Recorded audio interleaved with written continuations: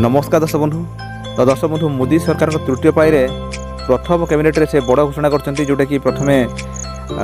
PM किसान रे आपनकर जो पैसा आसीबो तार घोषणा कर 17 दिन भीतर पैसा आसीबो सेटा केबे आसीबो ता घोषणा कर सहित गोटे बड़ घोषणा कर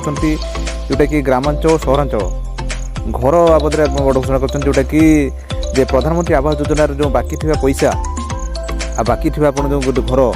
प्रति राज्य में सेटा आउ तुरंत जोगाई देवाई से घोषणा कर कि जहाँ कहते प्रधानमंत्री आवास योजना अधीन 3 कोटी लोक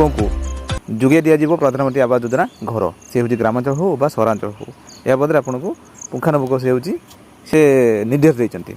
आपड़ देखो मुझे सैड्रे आप अच्छी तो या बदले आप जानते बर्तमान किसी राज्य में आपंकर मानने होल्ड की घर आपंकर से आसी होल्ड की तो से परिप्रेक्षी ओडिशा क्षेत्र में भी आपंकर सी भी आपंकर से होल्ड की जोटा कि आपंकर केन्द्र राज्य मध्य माने मोट पार्थक्य रोला जोटा कि प्रधानमंत्री आवास योजना आसूला कि अलग योजना नामित करके घर दिया करूले तहीपरि भाव ओडिशा भी आप सरकार ए शपथ काली आप नव 12 तारिख शपथ ने तो से परिप्रेक्षी आज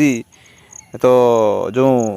गोटे दिन आप सरकार 9 तारिख जेहतु प्रधानमंत्री मोदी शपथ ने 10 तारिख में यहाँ हूँ सी बड़ घोषणा गोटे कर जोटा कि 2टा घोषणा कर कृषक मान सहित